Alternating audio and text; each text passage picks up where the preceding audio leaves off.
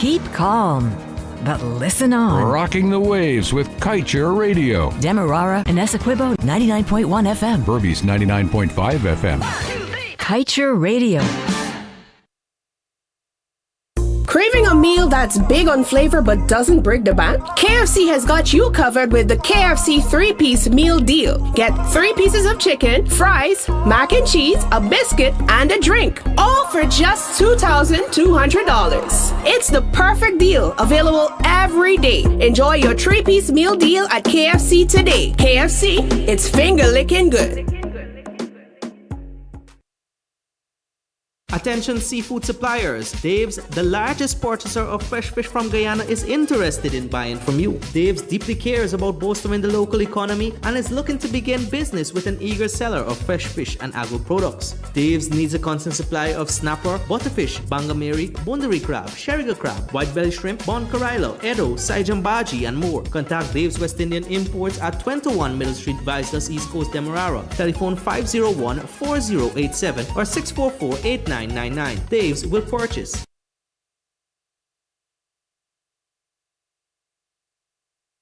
Surprise your family today with a nice vanilla-flavored cake made with Maid Marian cake flour. It's perfect for the birthday, anniversary, special occasion, or just celebrating the joy of having your family together. So get a pack or 2 of Maid Marian cake flour to make that moist, fluffy, vanilla-flavored sponge cake, donut-shaped cakes, Swiss rolls, and other delicious baked goods. Bring on the smiles with Maid Marian cake flour. Made and packaged not by hand by Nomilco, the National Milling Company of Guyana. National Milling Company of Guyana. Looking for quality lumber for your dream home or an upcoming project? Then make Builders Lumberyard your premier provider. We provide a full selection of rough and dress lumber, such as Green Heart, Purple Heart, Kabakali, all types of mixed hardwood, Silver Bali, Ditarma, and many other species. We also stock clean and knotted pine doors in various sizes, Qualable posts, farm boards, plywood, and all types of molding. Orders can be cut to any specification and delivered to your worksite. With over 25 years of experience in the lumber industry, we are determined to provide a quality lumber that meets our home builders and contractors' every need. Builders Lumberyard and you will always be a winning combination. Visit our main office at 12 Lombard and Deroy Street or our branch office at 66 Ben Street, Georgetown, or telephone 225-9530 227-0904. Look out for the grand launching of the Survival Shopping Mall at Little Diamond on the east bank of Demerara. A job fair will be held on November 4 and November 8 at Little Diamond. So don't miss out on this opportunity to join the survival staff.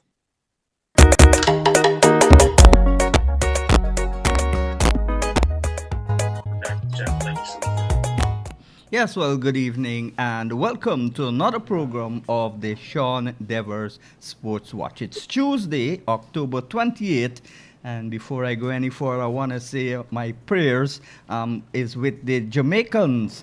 They're experiencing a tremendous hurricane Melissa. Okay, most female hurricanes are worse than the ones with men's names, and it's about to pass Jamaica, head on to Cuba, and then to Bahamas. It's going to decrease to level 4, which is good news for the Cubans and the Bahamians, but bad news for the Jamaicans. I just spoke to a friend in Jamaica, and he says he didn't leave the house today because the government of Jamaica declared today danger area, and there's no work today, so he's not leaving his house.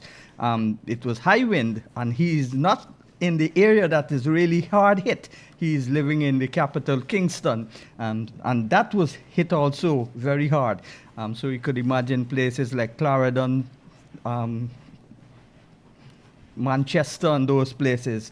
I'm Sean Devers, welcome you to another program of the Sean Devers Sports Watch. Tonight we talk cricket with former Guyana and West Indies player, and of course Guyana selector Ramnare Sarwan. And with him we have Basil Butcher. He's I assume, still in America. He's the fitness coach. He's all over the world. You can't track Basil down. Tonight's program comes to you the compliments of Dave's West Indian Imports, KFC, Namilco, Builders Lumberyard, and Survival Supermarket. Good evening, everyone, including my mom, Juliet Devers, Chapwania, and all those in the cricket fraternity right across the West Indies, and of course, all over the world. GCB, Queensway Intercounty Finals, is on Saturday in Essequibo. That's the latest news we've got. Demerara, the defending champions, they will play Essequibo. And of course, bad news for Mr. Sarwan, Rutherford, Hetmeyer, Moti, Ned, Shepherd, and Quinton Sampson. They're playing a T10 tournament in Abu Dhabi, which coincides with the regional Super 50, which starts on the 19th of November. I'll give you the quick fixtures, of course, just the Guyana matches. On the 19th of November, Guyana play Jamaica at the Queen's Park Oval. And then on Sunday, they play their next match against Trinidad and Tobago, and that's at the Brian Lara Cricket Academy. And then on November 25th, they play the Leewards again in Port of Spain. And then on the 27th, when 3 matches will be held, Guyana plays the last match against Barbados at the UWI. The other matches for that day is Jamaica playing the Windwards at the Brian Lara Cricket Academy, and the host team playing the Leewards in Port of Spain. Of course, the final is set for November 29th, and one would hope from a Guyanese point of view that Guyana can go to the final, try to win their 9th title and their first since 2005. Of course, in Bangladesh, West Indies already losing the ODI series 2-1. They won a good match. And yesterday, the last match, they beat Bangladesh in the T20. And tomorrow, they play their second match from 8 o'clock against Bangladesh. And the third match in the T20 series is on Friday morning from 8 o'clock, Guyana time, of course. And then they go to New Zealand, where they play, they start a 25 match series on Wednesday, November 5. And then they start ODI 3-match series on Wednesday, on November 15, I think that's a Monday, and then on the 3-test series commences from December 1st to the 22nd. So 3 test matches, and that is very important for the West Indies as they look to stay in the points for the test championships, and of course they get points for the one-day series also. So let's hope that in New Zealand they can win at least 2 or even 3 would be better, the one-day matches. So good evening to you guys, good evening to you Ronnie, and also good evening to you Basil. How are you doing tonight?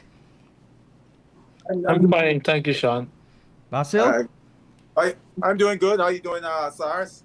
Good, buddy, good. How you doing? Hi there, man. Hi there. Looking fair, man. It's getting cold now, so we lose the tan. All right, let's start with Sarwan first on the local level. The intercounty is going to climax on Saturday with my favorite team on paper. Oh, I'm wearing the team's color.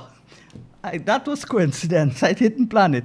Essequibo, they're playing Demerara, the defending champions, at Hampton Court. That's not for Basil. That's not the old Hampton Court that we used to play intercounty on. That's I've been told, Sean. Yeah, it's a new Hampton Court ground. I've never been there. To seen that ground because Yeah. I've been watching all the matches. Yeah, Ronnie has been there for the first match when Essequibo actually lost to Demerara. But Ronnie, is this tournament being used to select the Guyana team? And both teams, well, especially Essequibo, will miss a lot of players for the final. And of course, the Super 50. 6 players, including Quinton Sampson, who's just 25, are going to play in Adubadi under 2020 in the T20. Yeah, Sean. Of course, we would want to use the intercounty to give us some sort of guidance to select the team. But of course, we would look at other stuff as well. I think one of the things we also look at is the fact that players has to get to a certain fitness level. So that would play a vital part as well. We have seen tremendous progress in that area. We have seen guys who have failed it before have been able to improve. So that's a good sign.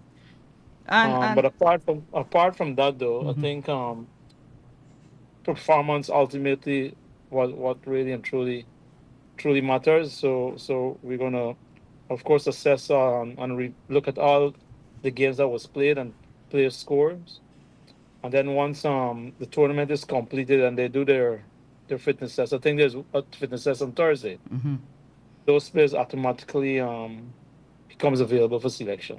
And when would the Ghana team need to be selected? Well, we will do this on the evening of the finals or during the day, late in the evening of the finals. Yeah, at completion of the finals. Correct, yeah. All right, so I'm sure Quinton Sampson will be there playing for Essequibo, but he's not going to be there for the regional Super 50. And is it mandated that you have to play in the regional tournament to play for West Indies? I'm not sure the procedure that they have in terms of how they do that, but I would like to think so, because if you're going to just play around the world or play elsewhere and you're not playing for our original tournament and I don't think it'd be possible to be selected. I mean, that's just my views, but I don't know what is really truly what was said to those players. All right, well, that would be the job of Mr. Darren Sami, the lone selector and the all formats coach and the director of West Indies cricket unofficially. Basil. Yes, sir. You said you've seen some of the intercounty matches on YouTube. Yeah, I've seen a few of them, yeah. All right, what do you think of the standard of the intercounty? It's not something of great viewing. The standards, I mean, teams struggling to get to 200 runs in a 50-over match is not something you really want to see. It's interesting, Sean, you asked me about the standards, because I was having a conversation with a former West Indies player from Guyana, and like me, he watches a lot of the cricket, and said that, look, for him, why he watches it, all of our local cricket and etc., is that when he sees those standards rising up, that's when he can start to say West Indies cricket is now turning the corner. Not necessarily the fortunes of what's happening at the top. I will hope that the finals is a lot better. I watched a game with Demerara and Borbis, and I mean, it was unbelievable. The one in Borbis at number 69, Gong? Correct, with Borbis. But Borbis was strengthened by Anderson, exactly. made a duck, Hetmeyer, he failed again, and Sinclair. They're three West Indian players. When you come down to this level, you're supposed to make runs or get wickets. I agree. I mean, I was looking for some fireworks from Mr. Hetmeyer, and he disappointed. He got out very soft.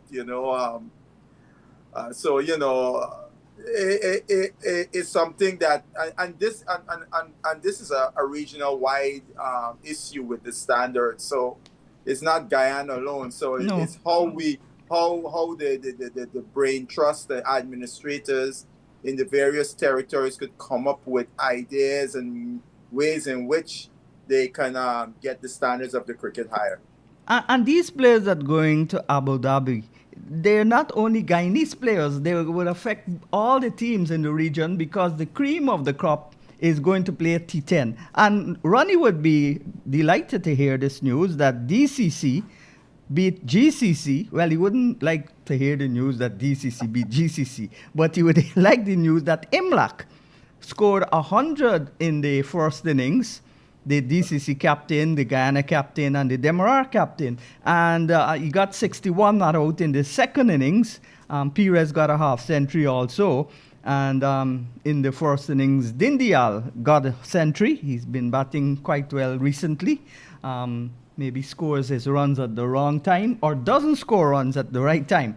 You can put it any way you want. But those are some positives from the club cricket. It was a two-day match also, so that this didn't impact the regional cricket or the intercounty, but cricket is cricket.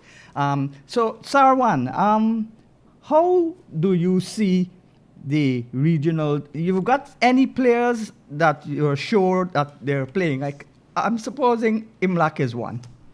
So you've got to find a lot of new players. Yeah, but I mean, I think there's a tour as well where there's a possibility Teven might go as well. So you never know. But I think, Sean, when I took this job up, the very first time I'd said to the board that it's important that we create a very big pool of players because their situation like this would certainly come up, where we have players who've been playing or representing Guyana would either go on the West Indies tour, they may go on where they have to play these various leagues. Of course, it will be really great or best thing for the team of Guyana to have their best players participating in the tournament. However, I think we have made progress in terms of creating a big pool so we could have players around. They may not be as experienced, but certainly on talent level, if you're to match them, we certainly have that sort of talent. So even though if those guys leave, I have a lot of confidence in the guys who will be replacing them.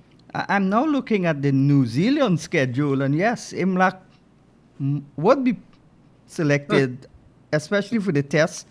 And maybe I know something that you don't know. No, I'm looking at this series, which starts on November 5. And Exactly. the three one days are starting on the 15th, and there's no way. And he would most likely be included in the test team, which is ruling him out of the entire Super 50 also. So more headaches for you. Well, Sean, it's a good headache. Like I said, I mean, look, I think if I was in the younger guy's position and all these guys are traveling out, you would see it as an opportunity and try and make use of that opportunity. But like I said a few minutes ago, I think we have made enough preparation in terms of having a bigger pool, basically preparing ourselves for something like this. Basil, what? Yeah, sorry. So we just have to wait. No, that's okay. So we just have to wait and see what happens. Basil, what do you see with the younger players? They lack something, passion, hunger, and they're there. And as Ronnie said, the senior players are going, which gives them an opportunity. And they're very inconsistent. And there's no doubt that there's talent. If somebody can make 80 today, he has talent.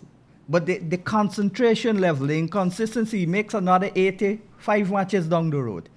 That says what? I think one of the things is the standard of the cricket that they're playing that don't really put them to the test as so they would tighten up, but I think for the young players, Sar said, I think building your bench strength is really important, and I hopefully these young guys that normally would not get this opportunity would put their hand up and come out with some good performances, because even from a West Indies perspective, You want to see bench strength so that you got, because this situation not only would affect Guyana, this situation would affect West Indies in the future because it's part and parcel of the cricket landscape today. My position is this, that rather than that crying tears about players going off, is for us to have put in place systems that could produce new players, produce good players. Yeah. So when they go off, we got good players in the wing. To me, it should be the focus, because this environment is not going away in the near future. And what's your thoughts, both of you, of the CWI disbanding the under 17 and I think the under 15, and you're just playing the under 19? They're going back to 3 days, I would hope, and the 50 overs. But when I played, there were no under 15 and under 17. I had to make the team as a youngster only under 19, and I played under 19 at 16 years old. So if there was under 15 and under 17, I might have surely played. But Sarwan, what do you think of this? And it's mainly due to lack of funding. Yeah, I mean, look, I think we all know what the reasons are.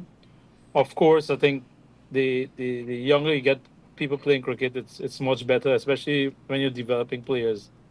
The fact that they had to stop because of financial reason, obviously that's really difficult. I never think it's a good idea to just have guys playing under 19 and then go straight into senior team. I think it's important to have a structure where you could actually bring players through a system.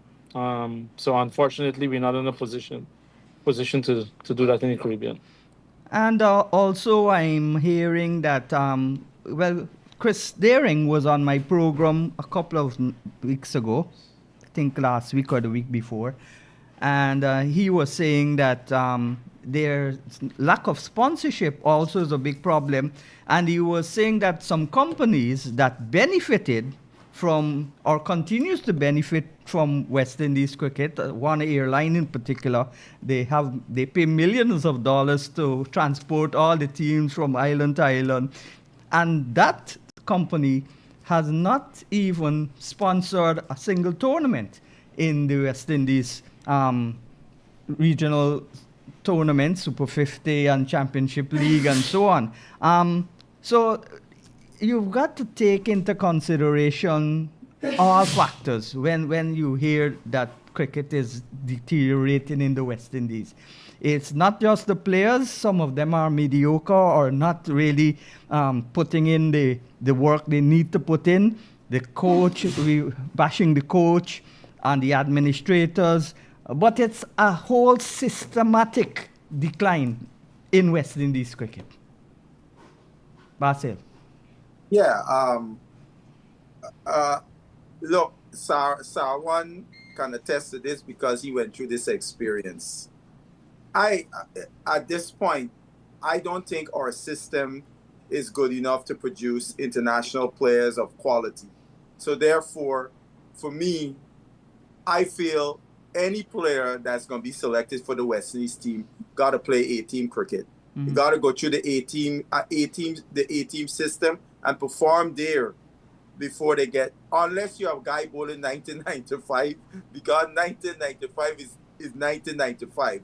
But players generally, that should be the standard now because of currently the way our system is, right?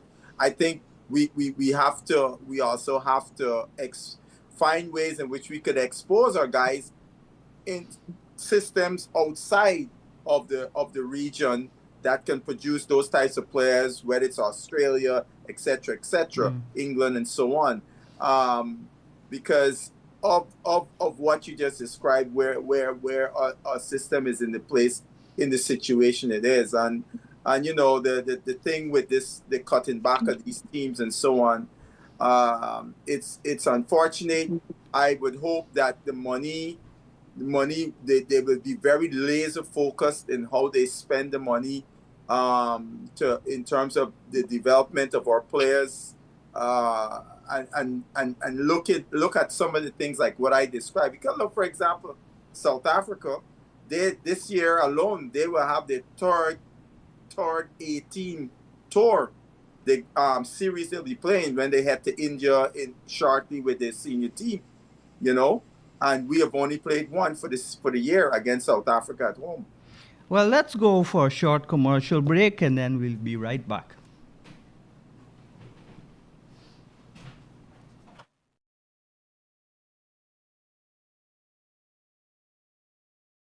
Seafood suppliers. Dave's, the largest purchaser of fresh fish from Guyana, is interested in buying from you. Dave's deeply cares about bolstering the local economy and is looking to begin business with an eager seller of fresh fish and agro products. Dave's needs a constant supply of snapper, butterfish, bangameri, bundari crab, sheriga crab, white belly shrimp, bon carilo, edo, saijambaji, and more. Contact Dave's West Indian Imports at 21 Middle Street, Viceless, East Coast, Demerara. Telephone 501-4087 or 644-8999. Dave's will purchase.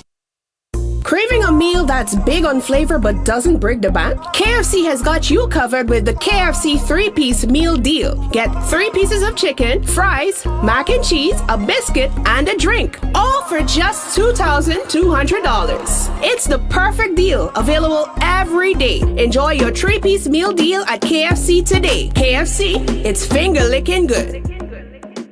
Looking for quality lumber for your dream home or an upcoming project? Then make Builders Lumberyard your premier provider. We provide a full selection of rough and dress lumber, such as Green Heart, Purple Heart, Kabakali, all types of mixed hardwood, Silver Bali, Ditarma, and many other species. We also stock clean and knotted pine doors in various sizes, qualable posts, farm boards, plywood, and all types of molding. Orders can be cut to any specification and delivered to your worksite. With over 25 years of experience in the lumber industry, we are determined to provide a quality lumber that meets our home builders and contractors' every need. Builders Lumberyard and you will always be a winning combination. Visit our main office at 12 Lombard and Deroy Street or our branch office at 66 Ben Street, Georgetown, or telephone 225-9530 227-0904.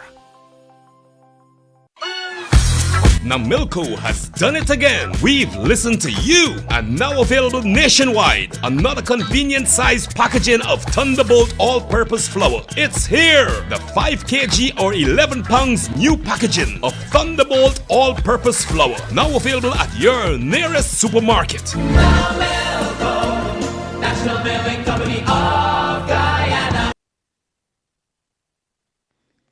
Look out for the grand launching of the Survival Shopping Mall at Little Diamond on the east bank of Demerara.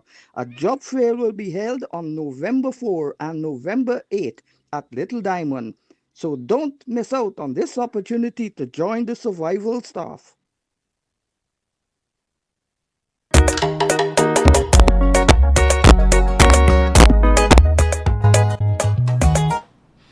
Good evening again. Welcome to the Sean Devers Cricket Sports Watch. It's 30 minutes after the hour of 8 o'clock, which means we're halfway done. And we've got continuing to discuss cricket with Ramnare Sarwan, the former West Indies cricketer, and Basil Butcher, the fitness trainer. He's from Guyana, but he now resides in the USA. We were talking about A-team tours. In the past, there were not a lot, but there were more A-team tours than now. I remember going in 2005. That was my first overseas trip out of the region. There was a tour with West Indies and Sri Lanka, where both teams, for the first time ever, were in the same country on Test cricket and a team. And that tour had a lot of controversy. Ganga captained the A team, and players pulled out of the senior team, and there were discussions with the manager and all of these things. And that's how Ryan Ramdas, who was picked for the A team, got into the test team and made his test debut. Unfortunately for him, he fell on his shoulder, and he only played his one test. But how important, Sarwan, is A-team tours to future test players? Even if you're a test player and you're not doing well, you go down to the A team. How important is that? Well, like I said earlier, Sean, I think any cricket that you play, especially when it's going to help development, it plays a major role. It's basically preparing you for the next phase of your career. So once you're playing a team, once you're going or playing a team cricket, it means that you are not too far away from playing for your senior team, which actually they're trying to prepare you to be a part of the senior team. Personally, I played quite a few team tours when I was young as well. Yeah. So I think it's very, very important that you have those tours. But I think what we also have to look at, Sean, as much as we say we have a lot of A teams, and I think Brian kind of to draw reference it in terms of the facility, because they were not the facility hasn't really changed much in the Caribbean, but yet we had guys who were performing at a fairly high level. Yep. So I think that question needs to be asked. We keep saying that we have a lot of talent, and there's a facility that's kind of failing us. So I think the question must be asked: is the talent at the same level? So there, because I think if those guys who have done it in the past with what they have presently, I think this should have some sort of consistency once you're good enough. So I think the question must be asked now: is it that we have faded away with our talent? Yeah, especially the batting. I don't think the bowling, if we've got Alzari and Shamar Joseph and those guys, I heard they were thinking of bringing back Roach. Even with Searles and those guys, Jaden Blaze, and the spinners, the bowling is okay. But the batting, they can't bat spin. Some of them can't bat spin and pace. And it's dependent on Shai Hope all the time. If he fails, you lose. If another batter comes up, they're not consistent. I don't think they're ready for Test cricket. And they talk about Hooper. Hooper as an underachiever. Everybody says that. But Hooper has the best average, more than any of the other batters in the team. So we could say that the batsmanship of the West Indies is a big problem. And we can't find young batters. We've got Joel Andrews, we've got Mikel Louis, we've got all of these guys making a lot of runs in the regional first class tournament, and yet can't replicate that form on better pitches against quality bowlers. And that says a lot. We got to realize too that we're not exposed to the English county cricket anymore. No batter is there. I think yourself and Chandrapal were the last West Indian batters. You've got some bowlers in, but the bowling is not really our problem. It's the batting. But Sean, I think, SARS raised a question there that because we often talk about talent, and talent is relative. We always keep saying we got talent, and to me that's such a loaded thing, right? Because if we have these talents, as we would say, and we turn up on watching a first class match, and we see the standards are nothing close to when we would say we had real talented players in past eras, it says something about the quote-unquote talent, right? So we have to really take an audit of our system, particularly at the local levels, and ways in which we could raise the standards. Because this would be a question to SARS. Look, y'all every year you have 15 contracts or something like that you give out. And I don't know if you could divulge this. What is the criteria for these guys getting contracts and so on, right? Because I would like to say that maybe even that if you have certain standards that you say, look here, we can't continue a guy making 250 runs getting a contract for it, just using a number, right? And if you can't get 15, if it's only 10, you hold the rest of the money for something else, because at some point we gotta draw a line in the sand and say, look, guys, if you're not up to this, you can't get a contract. You gotta buck it up. Butch, I agree with you 1,000,000%, bro. Because I mean, there have been, I mean, rightfully you stated that we have to pick 15 players. Mm-hmm. But I can tell you personally, to pick 15 guys that really and truly deserve it, it's like you're scraping.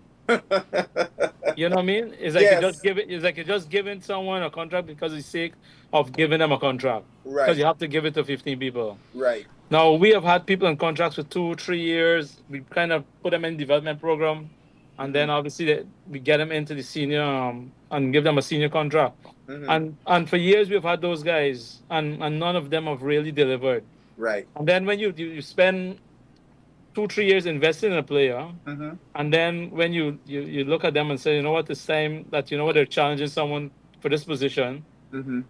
There's they're not even close. Right. Right, they're not even close. So I think you're right in terms of it needs to be reviewed in terms of, if instead of picking 50, you might as well pick 10 and use the out of the remaining money to help develop junior cricket or something. Yeah. Right? Yeah, because it's difficult to actually pick guys and performances. Yeah, because SARS the same. I heard the same complaint in Barbados, and we would all acknowledge that Barbados got the quote unquote best structure in the region. Yeah. And the Bajans complaining, guys who played, saying that if we only could give it to 10, let's give it to 10, not just give out 15 contracts anymore. And listen to this here. We have had major issues with players. I mean, stuff that we keep internally, right? I've been a former player, and there's no way I want certain things to get out in public. Right. Right? And I respect that. Because we have had major issues with players. We have tried to help them in every shape and form. And then with all of that, you meet with some of these guys, with them and their parents. And then you find yourself, you go back, you start from here, and then you make 10 steps backwards. We've had guys that we work with to get them up to a certain level of fitness. And when you're ready to pick them, it's 25 steps backwards. You know what I mean? So it's like you keep going around in a circle. Right.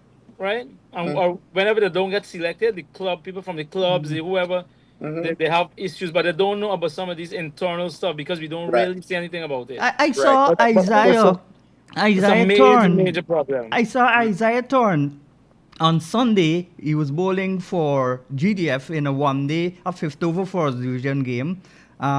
Dave West Indian Imports 4th division game. Thank you to Dave for not only sponsoring my program, he's sponsoring cricket in the GCA, he's sponsoring cricket in Borbies. He's doing a wonderful job. But I saw Isaiah, and he looked a little bit overweight. Same thing with Van Lang. How high in the rankings is Isaiah still? Because he was one of the most promising fast bowlers. He went to academies in Antigua. He was looked at, and big investment was in him. And what's happening with him?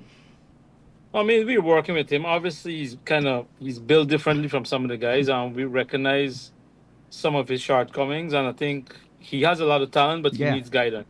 And it's someone we certainly are looking to bring through and continue to work with.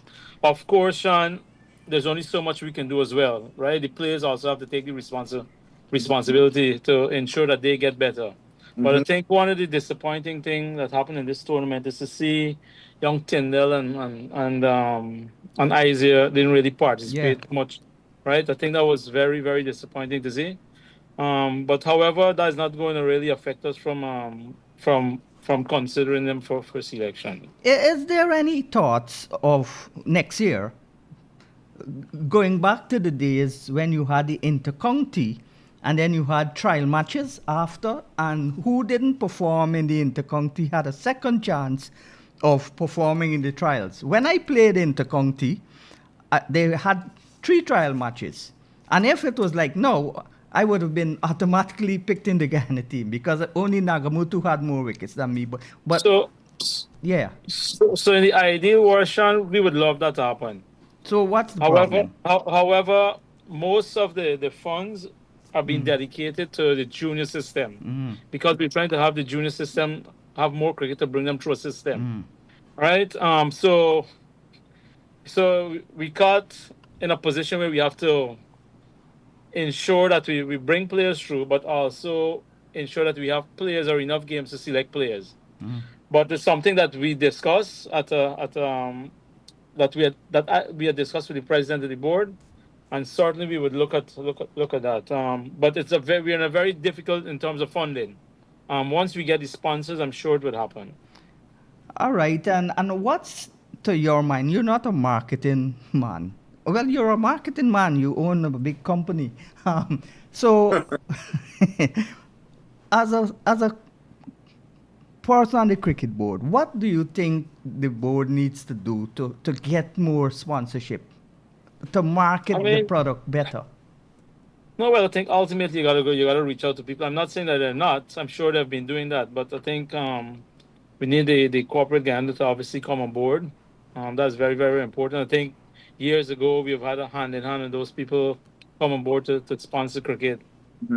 I know Mr. Bisun Duyal Singh, he's been trying tirelessly to get more and more sponsors. So if that happens, if corporate Guyana comes on board, I think cricket in itself would be in a better place in Guyana. Basil, do you think it's a mandate for corporate Guyana to be involved with not just cricket, all sports, but it's the quality of the players or the tournament that is making them not come forward and put their money? No, Sean, was it? Sorry, Basil. All right. A lot of people going towards the shorter version of the game. Right? So when you look at the longer version, no one really wants to sponsor the longer version of the game. Yeah, well, I remember Hilbert Foster telling me that they in Borbies, they only want to sponsor 2020 cricket. So from 2018 to 2025, this is the first time they've had red ball cricket back in Borbies. And I don't think the sponsorship is that big. But people want to sponsor a short format where there's lots of excitement, lots of people. Of course, the sponsors want to get something too. So they want the mileage, they put up the banners, and they have fun.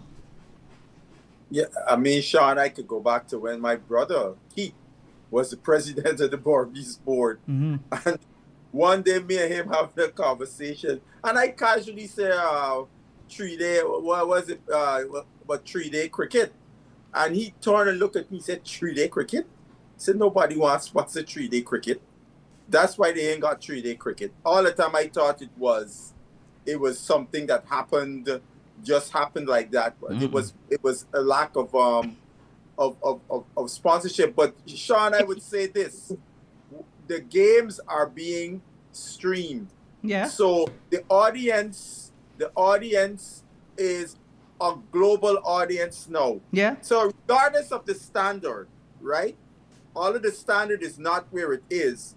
It's a global audience. So a person could be sponsoring, and they would be able to expose their brand to not just Guyana, but people all across the world. So with the streaming, I think there are more opportunities, I think, to get more sponsors. And even at a West Indies level, all levels of West Indies regional cricket are streamed live. So the sponsors now gets the opportunity, especially in Guyana, the intercounty, to get more mileage now than before. More mileage, because you can see them in America, you can see them in Japan, anywhere you got a YouTube.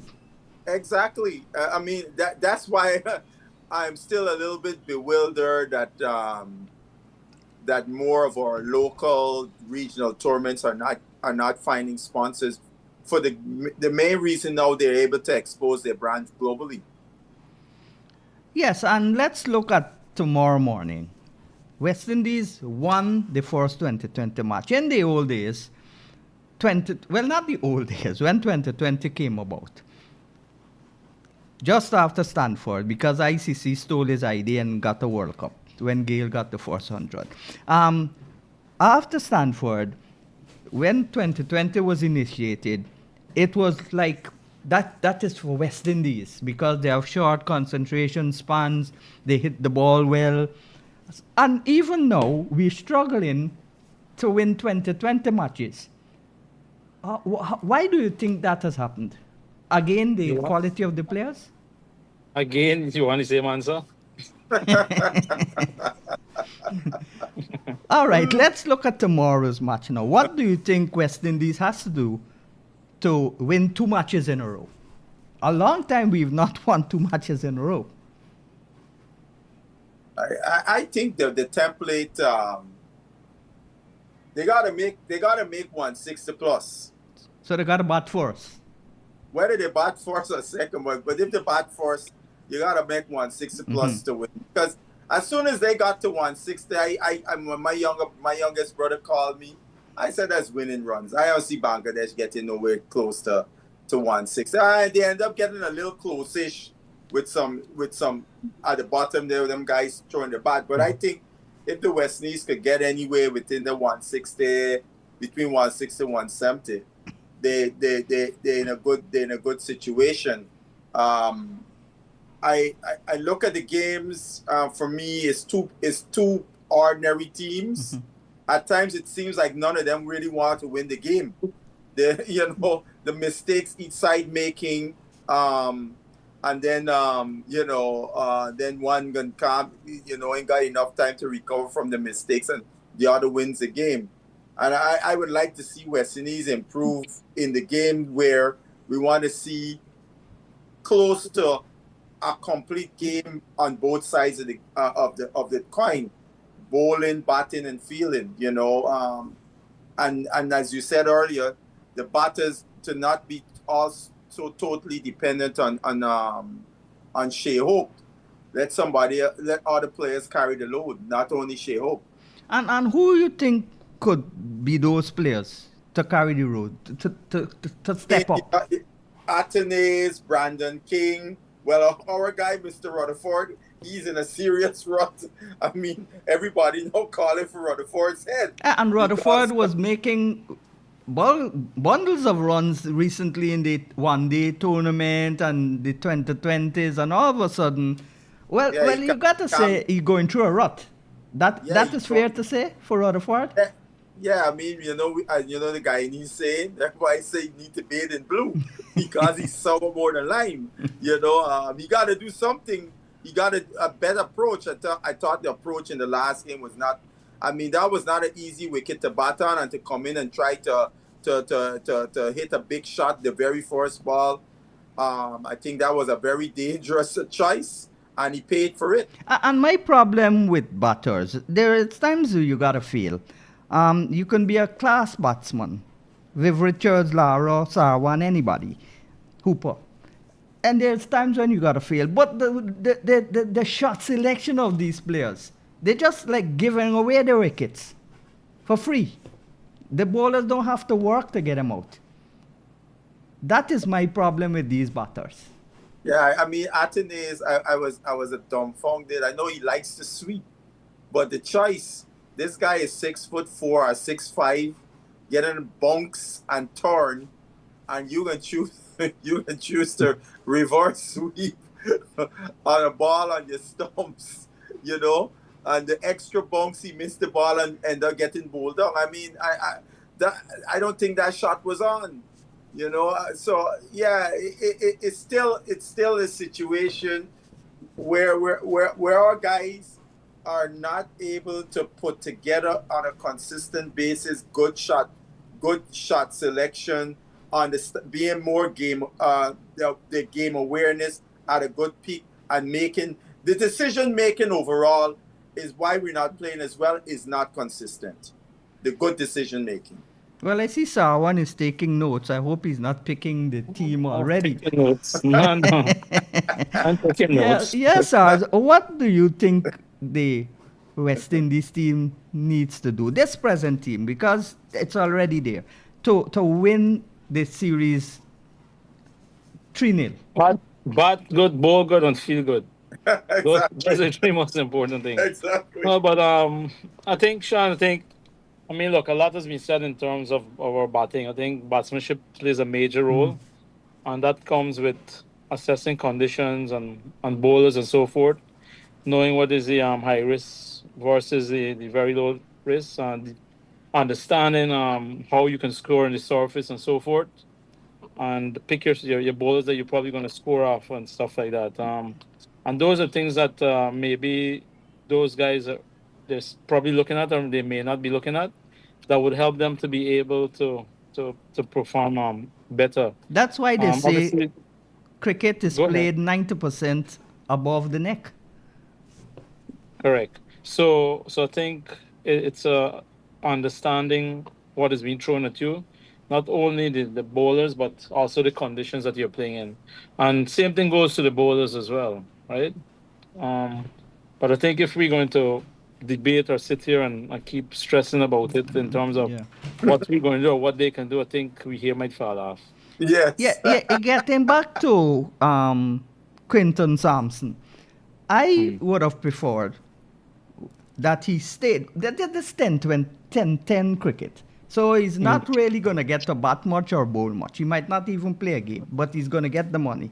But I would have preferred for him to stay as a 25-year-old. He's got a lot of time, and play another season in the regional Super 50. He's got a lot of flaws. The short ball is one of them. But he needs to, in my opinion, he needs to stay in regional cricket for another season, play Super 50 with Guyana, and then probably take it from there when he's more technically savvy and everything. But everybody's going for the money, you can't blame him. But I think that would have been better for him to advertise his talent in the 50 over, and maybe he's gotten a better contract if he does well in the 50 over. Because he basically got this contract because of his performance in those 2 innings when he opened the batting. Are you asking a question or are you telling us? I'm asking your opinion on my opinion. What I think in terms of him going? Mm-hmm. Well, that's a personal choice. Yes, I mean, yes. I respect anybody's personal choice. I think he has to know what's best for himself. I would never put myself in a situation where I'm pressuring a player to participate in a regional tournament. Mm-hmm. So Quinton has to know what is best for him in terms of maybe right now and for the future. Your opinion and my opinion, Basil. No, look, I come down with what Sars is saying. Look, a sportsman, an athlete, career is short, yes, we all know that. Short lifespan, right? And this is probably going to be Sampson's biggest payday he would have seen in his entire career. He will go out there and be able to be around a situation he's never been around, and to interact with people that maybe this could lead to him getting a contract to play in one of the other PL leagues, one of the lower level leagues somewhere else. So I could understand why he would choose to do that. I mean, in an ideal world, you would want him to be in a situation where he would be working on his game to be a better player. But I can't fault a guy like him at all. No, well, I began by saying he's young, he needs to play and earn. But also, Sean, right? You got to look at it too as well. He would be around international players and international coaches as well. So he's going to get a lot of exposure. Yeah. And as much issue or shortcomings he may have with his technique, it might be best for him to actually be there so he can be helped. Yeah, he definitely may get some insight as to things that he could do and come back home and work on it. So I can't fault the guy. Well, I'm 50-50, but my view is still that if he exposes himself and promotes himself and does well in the Super 50, could get a bigger contract for a bigger league. But let me ask you a question, Mr. Devers. Where you think he'll be better coach? Maybe in the IPL or the CPL. Well, he already had CPL experience. But that's 10-10. he wouldn't get much time to play. And even if he plays, No, he bowls two but he overs would be in the and nets. He'll be exposed to international Yes, coaches. I agree. I agree with all of that. Yeah. Let's look now at Guyana's performance in this regional Super 50. Is this a tournament where we're deciding that we're going to be developing the players, and if we win, we win, or we're going to go for a win? We've not won since 2005. So my thoughts is that we pick a team strong enough, our strongest team of who's available, and tell them, yes, go and play your best cricket. Go and look to win, but this is for your development purposes. Get bat long, get runs, bowl well, take catches. Because the standard would be diluted because all the teams were losing their good players. Sean, I'm not picking no team for lose part now. I think whatever team leaves the shore here, they're going there to win. Okay. And I think that has to be the mentality. I know we will be missing quite a few players, but I think there are good enough players around still that will be able to match up and to be able to pull their way to do well in this regional tournament. I don't believe in Picking a team to lose. team and thinking that you're only developing a team. Yeah, you can also develop a team and also win at the same time. All right, as we look to cross the finish line now, Basil, your thoughts on what type of tactics Guyana should do? Because we've done fifth over cricket since 2005. You're good in maths. Calculate from 2005 for now. How 20, long 20 we... 20 years. 20. Yes, we've not won it for 20 years. Of course, Trinidad has not won the regional 4-day in 19 years or 18 years since Ganga captained them to victory. So this is a West Indian problem. Trinidad focuses on white ball cricket. And I don't know what Guyana focuses on. But Sean, what is your views on the team? How they should, what they should do to win this tournament? Look, anytime you step on the field in any sport, you're playing to win, right? Yeah. That's your first Yeah. objective, right? And obviously, development things will come about as in terms of players you expose and so on, and tactics that you use and so on, that to expose players and put them in situations so they can develop their game. But you have to look at the strengths of your players and try to put them in the situations where they could accentuate their strengths more than their weaknesses, and how they would and match them and match your players up against who they're coming up, the conditions and all those things, all those variables considered in the tactics and strategy that you're going to use with each match that you play. But Guyana's got an analyst for about 5 years now. Well, yeah, I mean, here you got an analyst and so on, but at the end of the day, you still got to execute, right? Yeah. So you got to execute. I always tell people, when people try to say, oh, these guys don't plan and so on, that's absolute nonsense. Everybody plans. It's a matter of you executing. All right, Sarwan, what your last thoughts on this program for tonight? No, you asked Butch, what is Guyana plans? No, I mean, ultimately we want to win the tournament. I think every team that participates in any tournament Yeah, but wants to win. how would you go about winning if you were the coach? Well, you gotta plan. Obviously, you gotta execute. But then you gotta know how guys execute under pressure as well, and how they'll be able to handle those situations, how they understand the game, and the conditions and so forth. There are several things you gotta consider. But I mean, no one goes out there to lose as well, right? So I think it's important that we support these guys. I mean, I think a lot of opportunity would come up now for these young guys, based on what we've seen or heard with some of these guys traveling out. So I'm hoping that the young team would be able to pull through and win this tournament. All right, this is where we've got to go for tonight. On behalf of Ronnie Sarwan and Basil Butcher and my technical operator, I'm Sean Dever, saying if you can be good, then be careful.